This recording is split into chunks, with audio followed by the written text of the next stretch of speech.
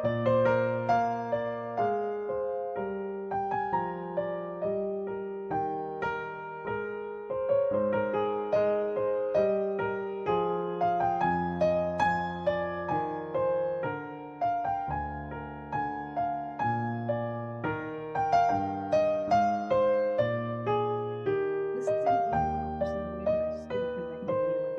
yeah, yeah, yeah. But this is the extra computer. Yeah, exactly. But that was nice enough that you came in on your vacation day, staycation day. Good luck on the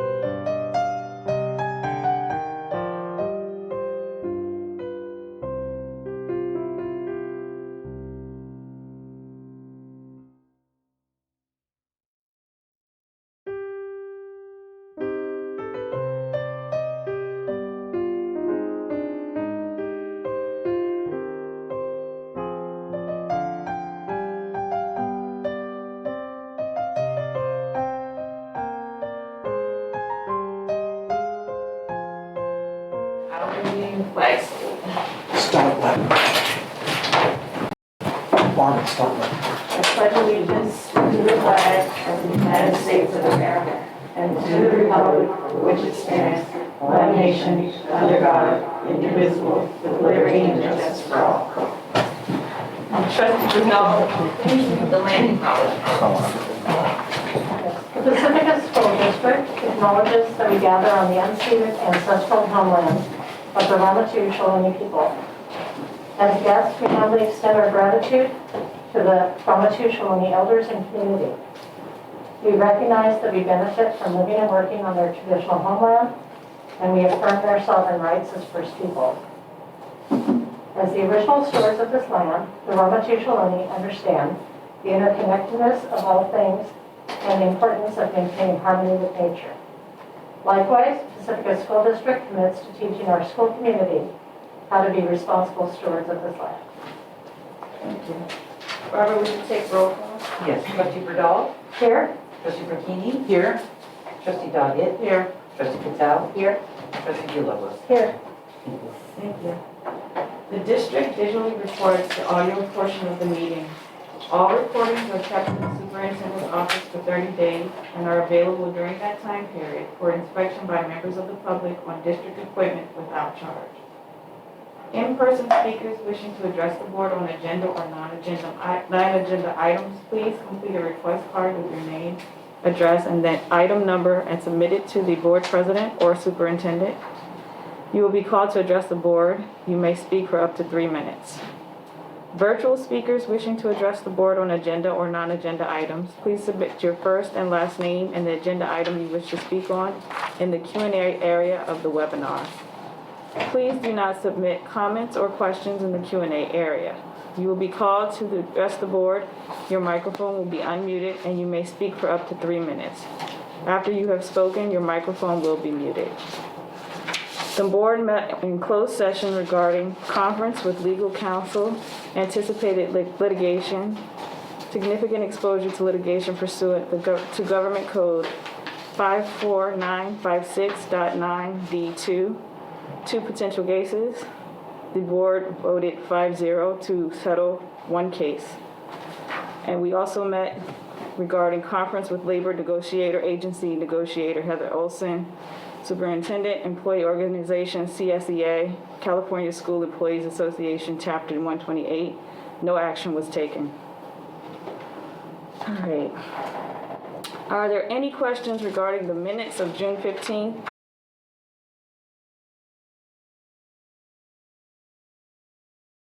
The board meeting, regular board trustees meeting. No questions. All right, do I have a motion to approve the minutes of June 15th, 2022, regular board of trustees meeting? A motion. Do I have a second? I'll second. Barbara, will you take the roll call vote? Sure, all in favor, please raise your hand. Motion passes 5-0. Thank you. All right, all items on the consent agenda will be approved with one motion, which is not debatable and which requires a unanimous vote for passage. If any member of the board, the superintendent, or public so requests, any item shall be removed from this section and placed in the regular order of business following the approval of the consent agenda. Are there any questions regarding the agenda and consent agenda? I do have one proposal around the Cabrillo Elementary School principal. We had hoped that we would be far enough along to be able to bring someone's name to you. At this point, we're still waiting, so we're going to pull that off the agenda for tonight. Okay. Anybody else? I have a quick question. I'm actually curious about how, I believe we used paper tutoring this year as well. I'm curious what the feedback is. It's less about the dollar amount, more just... Why don't we pull that off the agenda, and then we'll just, Will can talk to that just a little bit, and then we'll can take that vote separately. Okay. All right.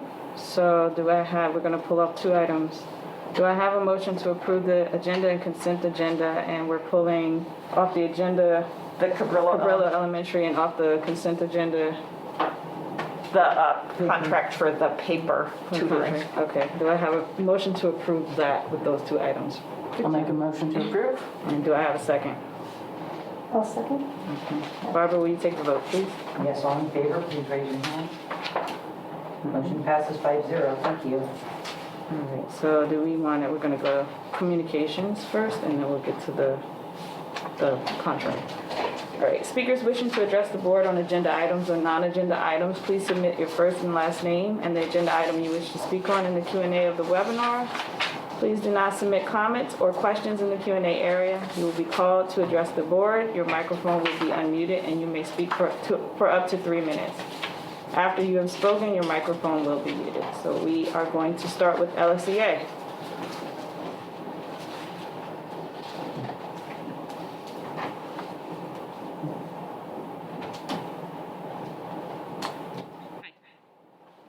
Hello? Megan? Can you hear me?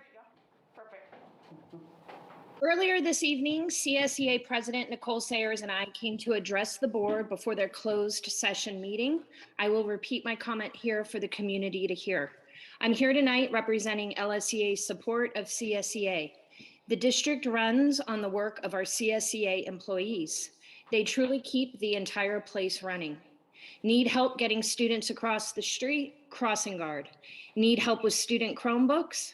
Network technician. Need help keeping an SDC student safe? Paraprofessional. Need help having a safe building and learning environment? Maintenance and grounds crew. Need to ensure warm meals to students? Kitchen staff. This obviously is not an exhaustive list. Notice that each of these positions has a direct impact on our students. Each of our students in Pacifica interacts with multiple CSEA employees each day.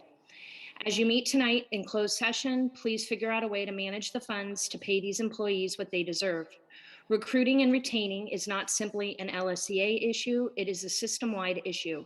Board members, please get the district to come to the table with a respectful offer. Thank you.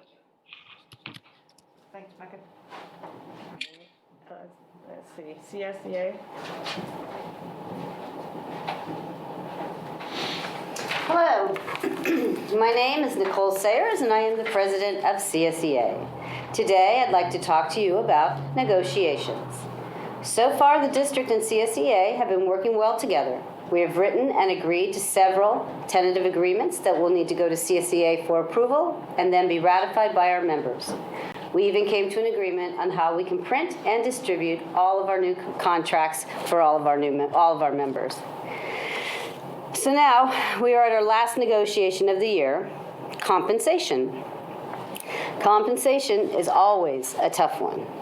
It involves money that our unit believes we deserve, that we have earned, a monetary increase that helps our members put gasoline into their cars, allows them to shop for groceries, money that helps us all live whole lives. When we look at our neighboring districts, our classified employees' starting salaries are 20 to 30% below the median salaries of the other districts. At year 5, the gap does not get smaller. Instead, the gap gets bigger by 1 to 3%. The differential gap compared to the median salary of neighboring districts never gets smaller.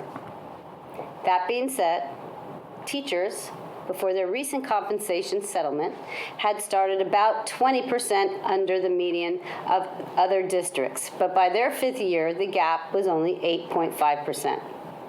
Administrators actually start with little to no gap in salary in comparison to other districts. If my kids came to me and said, "Hey, Mom, I got a job that makes less than all the towns around us, and I'll always make less," I would tell them not to take that job. The district has asked me how we can build better relationships with one another. I'm happy to help with this process because I always feel that the stronger the relationship is with the district, the better it is for everyone. I believe we have a good relationship with the district in many ways, except for compensation. We've been telling the district for years that something was going to have to change with our classified salaries. But every year, all we hear is, "We have no money." When it comes to compensation, all the CSEA members feel less than and unrespected. Moving into the 22-23 school year, we are starting with at least 15 to 20 classified vacancies. We need paraprofessionals, COVID assistants, behaviors, custodial staff, substitutes for all job families, crossing guard, van drivers, groundskeepers, child nutrition cooks, and an OT, to name a few. When we discussed this at negotiations, we were told, well, all districts are going to start this way. But that's not actually true. Because those districts around us actually do have employees. They have the employees that we used to have who could no longer make the low salary work within their lives. I'm not sure if you realize this, but you cannot run a district without classified employees. I speak to our members regularly to see how they are doing. They have open access to call me anytime. What they're saying is that they do not feel that there is much of a reason to stay.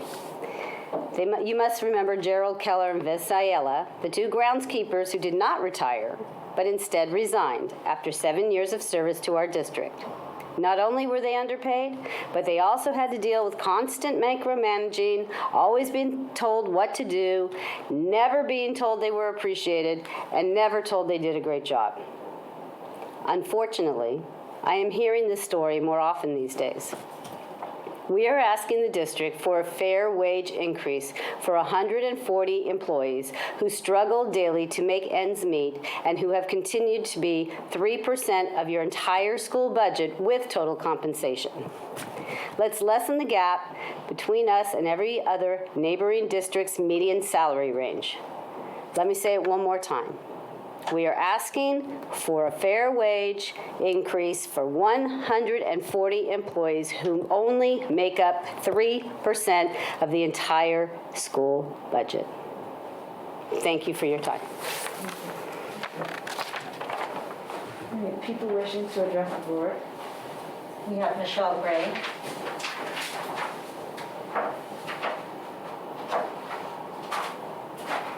Hi all, it's Michelle. Can you hear me? We want you to be a little louder. Okay. Is this a little better? Perfect. Thank you so much. Sorry I'm not there in person. Soccer ran late for my son. I just want to first start by doing a little congratulations to the Pacifica School volunteers. They ran a fantastic ThinkBridge summer camp, and they had switched over from Valley Mart because of the construction to IBL, and it was seamless. So very successful camp. We always think it goes by way too fast. We want it to be longer. So just a quick congratulations to Pacifica School volunteers for that, and also for you all to help coordinate and work with them to make sure that was successfully set up at IBL. The next topic also involves IBL for me. So as you all know, I have been involved for about the past year, but definitely much more intensely, probably the last 9 months, to look at how we can improve fields and tracks at our schools. So IBL, particular interest for me, my daughter does go there. I am actually the IBL PTO president for next year. And this is a school where all students have PE every single day. So over the last 6 months or so, I was able to broker a partnership with AYSO, so the largest soccer group in Pacifica, and they also use the field, to provide a donation of $25,000 to be able to upgrade the field. So that's phenomenal, right? We always talk about there's never enough money. So this community partner, who maybe in the past it hadn't been so easy to work with on both sides, but really putting the olive branch out there, looking to have a solid relationship going forward, wants to sponsor this upgrade, have worked with Josie and George, have a wonderful vendor, which is a legit vendor who has a Pacifica branch, to come in and really help with this. It has taken a long time to make a little progress. I understand. I want things to move super fast. Things take time. However, over the last 9 to 12 months that I really have been viewing things, it really seems there's just always a focus on why things can't get done. And I need to understand how things can get done.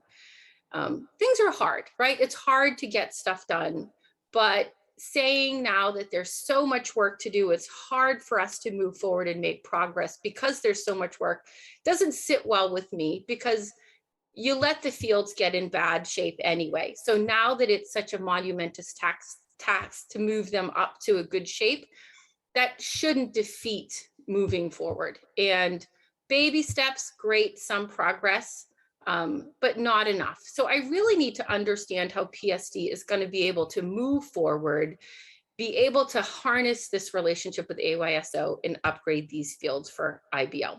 I'm interested in your feedback. Thanks. Thank you, Michelle. Anybody else? That was it. That was it. All right. Correspondence. I do not have it. You don't have any? All right. Board and superintendent communications. We can start with Trustee Bradall. Okay, not a lot since the last meeting. A lot of workforce housing meetings and emails back and forth with the committee. Did present the project to the Pacifica Democrats Club last Saturday, and with Andy Lee, who presented Jefferson Union High School District. So it was really nice to join that organization and to present to them, and it seemed to be very positive feedback for both projects. And that was the main thing. And then didn't go for very long, but was at the Walk for Life for Cancer at Terra Nova. That was also Saturday afternoon, and luckily they had much better weather than this, so they got the last good sunny days that day. The only correspondence I have is I met with Superintendent Olson on July 1st. I don't have anything. I did receive the email from Ms. Gray. I've done a few community things. I attended the Unity event at Sunset Ridge at the end of June, which was a really nice event. A lot of people came out. I also attended a CSBA budget webinar, and just to get a better understanding of what monies are coming in from the state this next year. I've also been on a few workforce housing design, there was a design kickoff meeting and various other meetings. I have gotten several communications around the school fields, including Mrs. Gray, and then also some concerns about special ed and making sure that future hiring or ongoing hiring is great fills for some of those hard to fill places. And that's it for me today. I met with Heather, of course, but it's been summer, so I've been doing mom stuff. So I don't have any updates.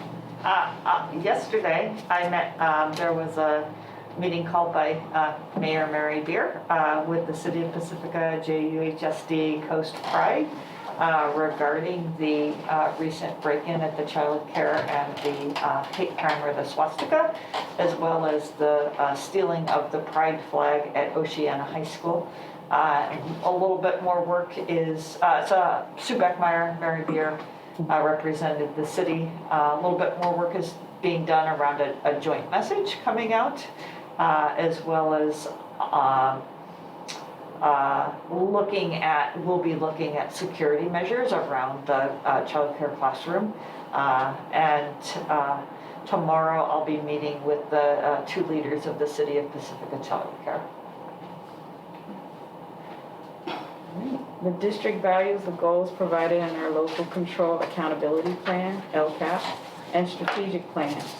All of our district board agenda items are tied to these goals. One or more goals are listed in the description of each board agenda item. The details of for each of those district goals can be accessed on our district website at www.pacificasd.org. So we have one agenda item that we pulled from. Good job, Kai. So we'll start with that one and then we'll move into the next. So that was under service contracts? Yeah, so contract with the city of Pacifica, is it that one? Yeah, and I think your specific question maybe was around, we had paper last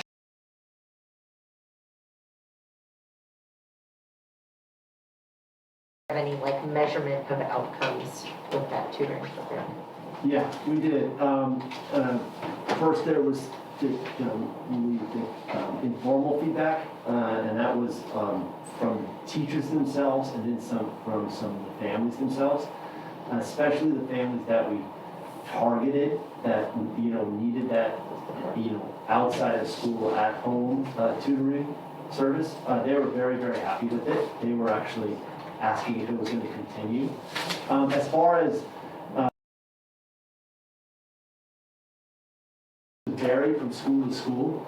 Some teachers were able to really implement it as part of it. There's a component in there that they can turn in their essays and then have the essays being proofread, and then the tutor actually goes through with the student, making suggestions and helping them out to improve the essays. There was 419 essays submitted. There were a total of 727 sessions that occurred, and the learning activities from those sessions was 1,146. Those are just really general numbers, but it was from school site to school site, it was different, and actually sometimes from teacher to teacher. And I think part of the reason there is because we had implemented it kind of late and trying to get some build up for it and some ability to launch it and have it available. We did do a number of communications out to families and to teachers and staff for that. But I'm really excited about this upcoming year because we've had 3 meetings with the paper, the person who is overseeing our district, and she has a number of really good ideas about launching it and getting it more available. Having more students use it. So we have this big plan. It's called the Back to School Plan launch, and we had monthly check-ins with her last year, but the check-ins were with myself and Christy Novak, and then we would communicate that out to principals, and the principals would communicate it out to teachers. This upcoming year, there's going to be direct communication from paper to the principals at the schools and the teachers through various communication ways. So I'm pretty confident that we're going to really increase the usage of it. But the big success from this past year is that many of the students that we identified that needed it, many of them, not all of them, but many of them were able to utilize it, and it was a benefit for them, especially in the 7th and 8th grade. So we only offered it in 7th and 8th grade last year. Yeah. This year is the year that we're adding 6th grade, yeah. Thank you for that very transparent and detailed answer. I appreciate that. I'm also curious if this system has any like measurement of outcomes within the program or what have you. I love understanding how you're going to increase usage, but then if we do get everybody using it, is it beneficial? Yeah, we actually have some of those measurements already. Paper provides that for us, so they actually will even identify down to the student who's utilized it and then seen, as far as progress, if they've made any progress. Again, it was pretty scattered this past year, but I could provide that in the future. I can even have the people from Paper come and provide it. They really send us the data and have a PowerPoint presentation that kind of shows this.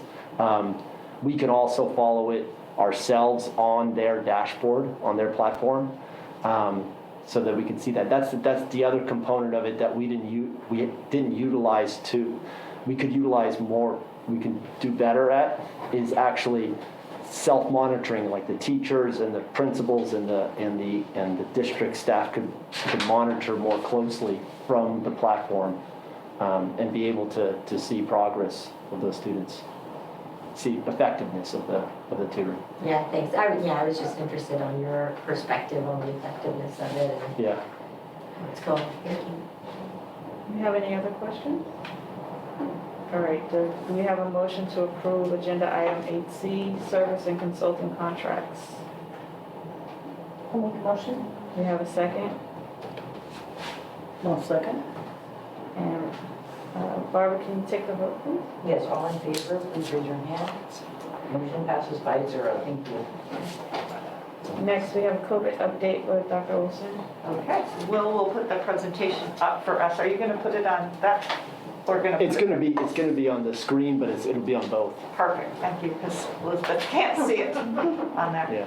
So I know that the 20th of July doesn't seem early to you, but it is early in the COVID world, which means that I can share with you the big picture of COVID, but won't have nitty-gritty details. The pandemic recovery framework will be updated.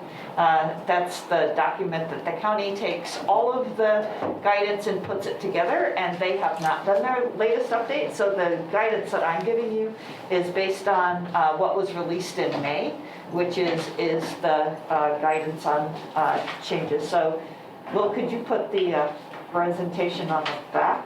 Yeah, I'm trying to do it right now. Okay.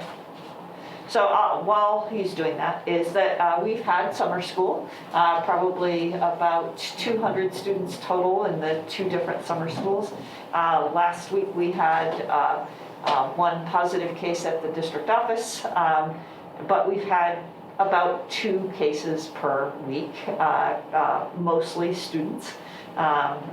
So summer school has been slow, but it's a much smaller number of students. We all know, I think every single one of us has anecdotal cases of people that are getting COVID perhaps for a second time, and we know that realistically COVID is still out there.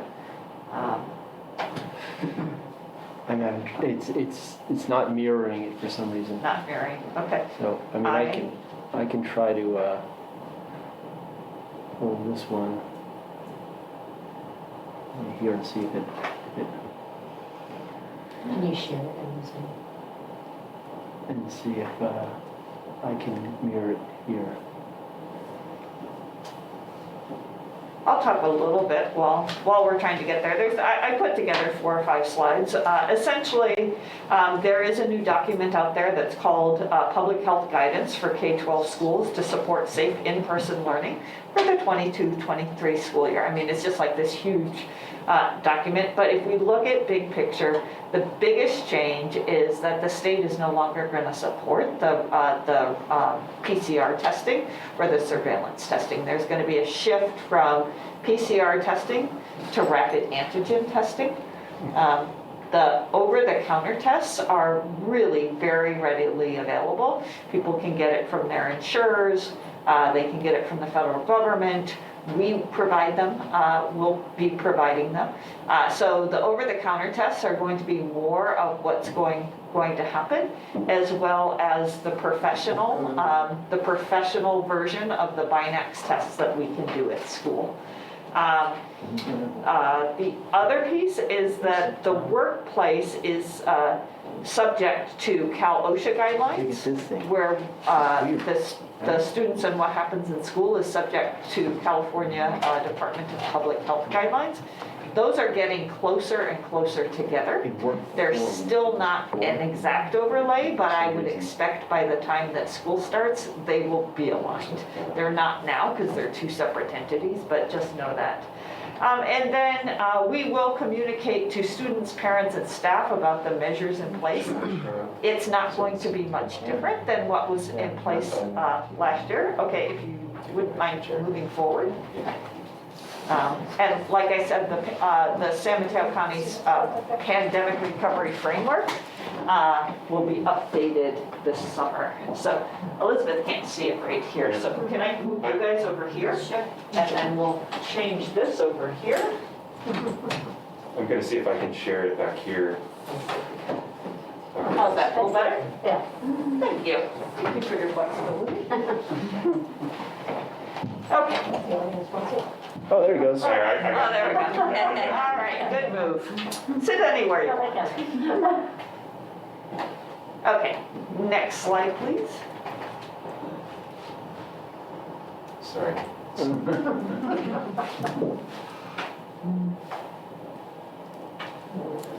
All right. Okay, so we're on like slide 4. That's like 4. Keep going. Next slide. I'm doing that one. He's Okay, next slide. next one. There we go. Okay, so none of these are going to be surprising. There are just a few nuances. So staying up to date on vaccinations. First of all, vaccinations are available for the youngest kids at this point. It's still strongly recommended that people get their vaccinations or that they keep up on their boosters. And yeah, I consider myself somebody who's paying attention to COVID in a very great way. Sometimes I had missed the youngest kids. And so just trying to remind each other that how important those vaccinations are. The other piece is during the time of COVID and time of concern around COVID, people have let up on their other vaccinations, their non-COVID vaccinations. So making sure that all vaccinations are current. Obviously, optimizing indoor air quality, using face masks. This is a very, very cost-effective, efficient way of protecting yourself. We talked about getting tested for COVID, and that's going to be the piece that you're going to see the biggest shift is from PCR testing to rapid antigen testing, not using surveillance testing. If you pay attention, the state is not going to fund big testing endeavors. They did it last year because it was an important way of keeping kids in school safe. But now they're finding that those PCR tests are too, they identify too many cases, and that it's really that the antigen tests are much more accurate in terms of making sure that kids that would test positive are not in school, and they're the most responsive. And it's recommended that after every big break, like a winter break or a summer break, that people would test themselves using over-the-counter tests, and we should have some tests to share with families prior to school starting. The one thing that I have noticed with people's increased comfortability with COVID is that I think we may have fallen off the hand washing, and I just spent a lot of time in airports, and people are not washing hands like they used to. So not only giving kids the opportunity and having lots of hand sanitizer, but both teaching and reinforcing the routines of hand washing. Like that, so we have to get back to that again. And then bottom line, managing individuals with symptoms. Not that much different than what it was in the past, that those kind of structures are going to be in place. Next slide, please. So in terms of the local vaccine clinics, there are a few days that some of the local clinics have off, so we highly recommend using, making an appointment on myturn.ca.gov. The students that are under 5 years old, it's recommended that they receive their vaccine through their pediatric care provider. And so while you can get them at a drugstore or a clinic, it's really highly recommended that that happen within the pediatrics setting. But staying current with the booster is very, very important for both adults and students. Next slide. What questions? So I know that that's not a full picture, but that's the picture as I have it right now. Linda? Just one question. So you mentioned that we'll be getting some home tests from the county. Is there a cap on that? Do we know if they're going to help for the entire year? Where are we at with that? So I think the first distribution came through the county, and I don't want to give away any of our secrets, but I think we have enough to start the school year with everyone having one. And then today I just signed an MOU with the California Department of Public Health around so that we could order regular shipments of those. So one would be the professional testing piece that we do here. So our Binax kits have 40 kits in them. There is a little bit of a difference, you know how we have the kits that have a two that we distribute to families. We really shouldn't be using those inside our schools. They ask us to use the professional kits, and we have to apply them in using the professional standards that people are trained in. But I do think we will have enough kits so that if a student goes home sick, we should be able to give them to the families to say, please make sure that you get these tests back. It wouldn't be a weekly test that would go home with kids, but for every one of the big breaks, and then being able to have them if a student should go home. So I guess my question about that is just, where is the financial burden? Is that going to come from the county, or is it coming from our district? We are not paying for that. Okay. So I believe that it's coming from the state. Okay. Thank you. I do appreciate that, because I remember when we first were looking at testing, how exorbitantly expensive that was. And so that does not need to come from our budget. Okay, great. Thank you. That was my only question. Good question. Needy? Thank you for this update. I think, as it seems like the responsibility is going more on personal responsibility and family responsibility, I'm curious to understand how we'll communicate best practices and how to be safe, and here's what you do when you go on vacation, and what have you. And just by way of example, to go into my workplace physically, I have to fill out a form every single day that says I've tested in the past 3 days and I'm negative, I have no symptoms. And it, one can just say yes across the board, but it kind of forces you to think and reflect on your health status. And I do think it's a very helpful way to just make sure everybody's safe. So just trying to think about how we can communicate that. I think that's a segue into a little bit later. We'll be talking about support for communication and communication strategies. And I think while we'll spend a little bit of time when the pandemic recovery framework is out, is refining that and communicating that in terms of the district plan. But what we have found out is that you can, make a 20-page plan and put it on your website. There are a lot of people that do read it, and that's great, and it makes people feel great. But the bottom line is people need continual reminders around like, okay, let's remember to wash our hands, or and so how to build that into our ongoing piece that comes, one, from the district, but also comes from the school site, comes from the teacher, so that it would be layered in that way. So that's kind of the plan in the future. Any other questions? I think in the next meeting, well, we should have a COVID update, because hopefully some of those lines will be colored in at that point.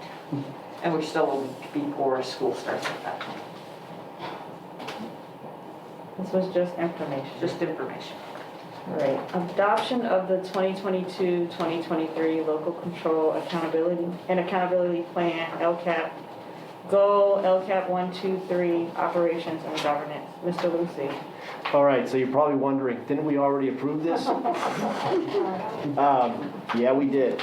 So on June 15th, Pacifica School Board of Trustees approved the Local Control Accountability Plan. It was submitted then to the San Mateo County Office of Education for review. And they're mainly looking at compliance-related things. Based on their review, San Mateo County Office of Education suggested that we make changes to the LCAP to be in compliance with funding source purposes, so that when it is sent to the CDE, that it'll be approved. The existing goals, actions, and metrics were not changed at all. The funding sources for some of the actions were changed, as the following actions contributed to the increased and improved service of our foster youth, English learners, and low-income students.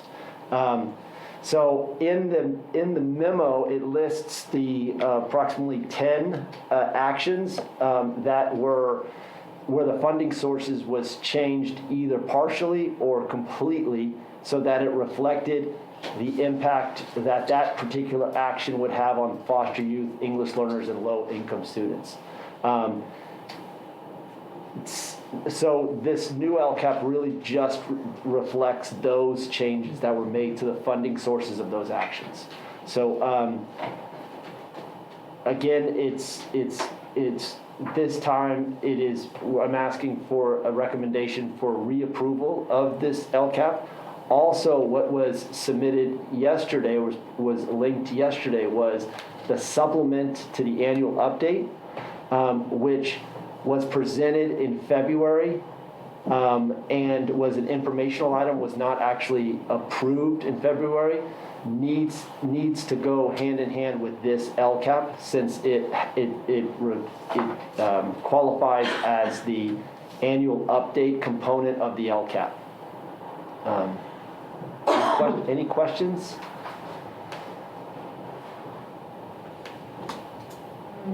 So no questions? All right, do I have a One quick question, just to verify, so the funding sources changed, but the funding amounts, like in total, it's still the same? There's still, It's shifting yeah. which fund it comes from? Yes. Got it. Sorry, thank you. Do I have a motion to adopt the 2022-2023 Local Control and Accountability Plan? I'll make a motion to adopt. Do I have a second? One second. Barbara, will you take the vote, please? You guys all in favor, please raise your hand. Motion passes 5-0. Thank you. Thank you. Coordinator of Special Education, Goal, LCAP 1, Operations, Dr. Torres. Good evening, Board of Trustees. It is recommended that the Board of Trustees approve the hiring of Betsy Belkin as Coordinator of Special Education for the 2022-2023 school year. A little bit of background on Betsy. Betsy Belkin was selected as the new Coordinator of Special Education for our school district from a pool of highly qualified candidates. Betsy Belkin has her Master of Arts in Special Education from Notre Dame de Namur University, Bachelor of Arts in Speech and Language Studies and certifications in Administrative Services, and as an Education Specialist. She has worked as an Academic Program Manager for Esther B. Clark School with the Children's Health Council, and also previously worked with Pacifica School District in the following roles of Resource Specialist, Teacher, special day class teacher, special day class para-educator. Betsy has engaged in recent professional development, including transformative social-emotional learning, equity-focused personalized learning, and trauma-informed behavior management. We are happy to welcome Betsy back to our Pacifica School District community. Any questions? No, I just remember Betsy from Ortega. Yep. Yep. It wasn't actually that long ago. Do I have a motion to approve the hiring of Betsy Belkin as Coordinator of Special Education for the 2022-2023 school year? I'll make a motion. Do I have a second? I'll second. Barbara, will you take the vote, please? Yes, all in favor, please raise your hand. Thank you. Motion passes 5-0. All right, we're skipping item D. Interestingly, I was digging in the consent agenda, and we also had the hiring of the program manager for behavior and related services. I think we need to bring that back to you next time. We thought at that time that it was a placeholder. I don't think we can address it in the consent agenda, right? Did we add her name? Did we have time to add her name? We did not add her name. Okay. So I think we have a candidate, but we'll have to bring that back to you. Yeah, she's accepted, and we offered it to her, but it wasn't in the agenda, I don't believe. Right, oddly, it was in the consent agenda, so I think we will bring that back to you next time. Okay, and we're skipping that Amarillo Elementary School principal. All right. All right, so item E is CSBA Policy Development Workshop and Policy Manual Development Agreement, Goal Governance, and that's you, Dr. Olson. Yep. So we reached out to us knowing that we had over 155 policies to make up, and being just recognizing that doing it one by one, we would not be able to do that efficiently. We reached out to CSBA, and they do have a process, and there are a lot of school districts in front of us in that process. They also have that idea, but essentially it would be a 4-day process that cabinet would work probably right in this room with a CSBA consultant to update the entirety of our manual. What we we would do the work, then they do some processing. It takes them about 8 weeks to reformat and get everything in order. And then what we would do is bring it to you in a neat, organized way, and we would walk you through the big pictures of that. We would give you plenty of time to read the process, but that is going to be the most efficient way to update our manual in its entirety. It's also not a bad place to be. Prior to the pandemic, one of our district's strengths was having a current policy handbook, because Wendy established that in terms of just going through the process and using the manual maintenance updates. I think once this is done, we should have no problem continuing that process. Is that essentially every month we would bring to you one section, which is somewhere between 8 and 10 policies, and keep those updated. But it's getting underneath that rock, or getting out from underneath that rock of being so far behind. So it would cost about $9,000 to do that. What questions do you have? No question? All right. Well, then in that case, do I have a motion to approve the district entry into the CSBA Policy Development Workshop and Policy Manual Development Agreement? A motion. Do I have a second? I'll second. Barbara, will you take the vote, please? Yes, all in favor, please raise your hand. Thank you. Motion passes 5-0. All right, Library Media Tech LMT job description and related CSEA Memorandum of Understanding. Dr. Torres. Before we hand this over to Dr. Torres, I will say that this is a long time coming. I've been the superintendent now for 4 years, and this has been on my radar for 3 of those 4 years. Our LMTs played a really integral role in, they always have been. It's been the basis of our literacy programs at schools. And then as we segued into the pandemic, played a really increased role in terms of distribution of technology. We now check out Chromebooks using our system to keep track of that, and have been ongoing leaders. So we are really pleased to come to agreement on the LMT job description. For you, Dr. Torres. All right. It is recommended that the Board of Trustees approve Pacifica School District to update the job description for the library media technician. The updating of this job description will include increasing daily hours from 4 hours to 5 hours a day, and increasing days worked from 180 to 183 days during the school year. A little bit of the background and rationale. This was a very collaborative process. The LMTs were a part of it. CSEA was a part of it. We were a part of it. The tech department was a part of it. So it was strong collaboration between the LMT team, CSEA, and us. It took place to update the LMT job description, work hours, and number of days to reflect the current role and level of responsibilities for the LMTs.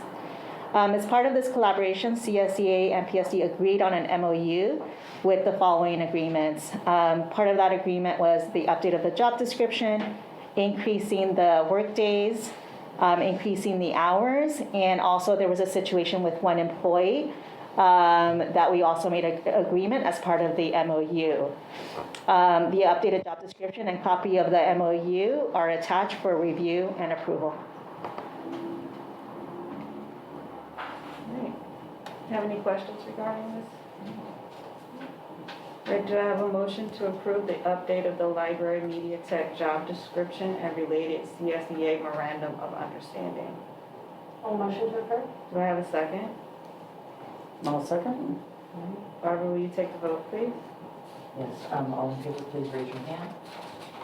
Motion passes 5-0. Thank you.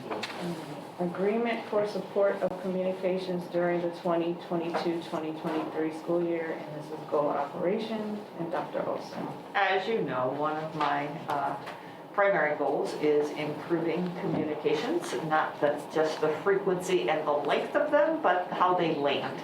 And we hear across the board from parents and staff around how important communication is. And so our recent experience with Singer Associates around workforce housing, as well as around helping us develop some of our COVID communications, we found to really value the expertise of communication professionals.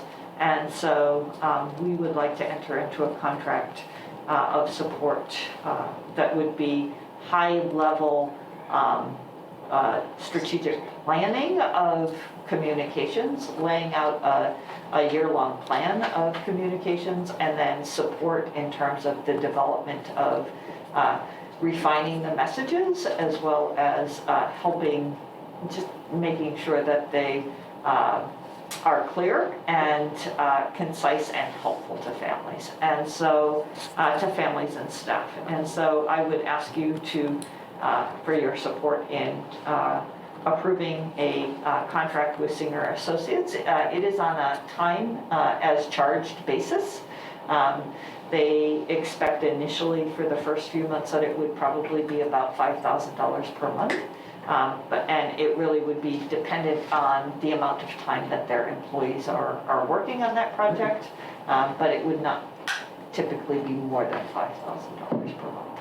So, what questions do you have? What pool of money is this being? It would be paid for through the general fund. There's not a special fund for that. And then I just have a question about, will they be looking at the, I don't remember the names, but in case of emergency, the robocalls that go out to the parents? Actually, that's actually a great question, because I wanted to use this as an opportunity. In the consent agenda, you approved the agreement around Parent Square as replacing our school messenger. They would help in developing that. I don't know that they would necessarily read every one that goes out, but help around strategy of what's the content of those and how do we do that. I think that's the piece where, as we've talked about in terms of communications, it's not necessarily more communications, it's about, more targeted communication and using similar messages around different platforms. Like, for example, if the district says something, what is the school saying? How do all of those pieces fit together? So that was, thank you for that segue around Parent Square. Any other questions? All right. And do I have a motion to approve the district entering into an agreement with Singer Associates Incorporated for support of communications during the 2022-2023 school year? I'll make the motion. And do I have a second? I'll second. All right, Barbara, will you take the vote, please? Yes, all in favor, please raise your hand. Thank you, motion passes 5-0. All right, future agenda items. Okay, so we do have one more board meeting before the start of the school year on August 10th. And when we published the agenda last Friday, the topic that we had not yet added, but I think would be timely, would be a presentation on security cameras. I think that is, we would give you our current thinking around that. We were certainly thinking about it prior to the second event at the child care. And I don't think there's any easy answer for any of that, but it does seem like a natural next step of a conversation that as the board we would want to entertain. So I would add that on to the August 10th board meeting. I'd like to actually add one thing to the August 10th, and that's school field review. Okay. We had one in January, but I'd like at that meeting if we could have Josie, Cece, and George, all three together, so so we can make sure we're getting all the answers to questions that we have around that. Very good. And if you have specific questions that you'd like answered, I would love to be able to develop the presentation. Yeah, you and I we need to get on schedule anyway to do our monthly check-in. Thank you. Anything else? Okay. Are we done? I always feel like when we go fast like this, it's like something missing. I know. Well, in that case, I will adjourn us at 7:57.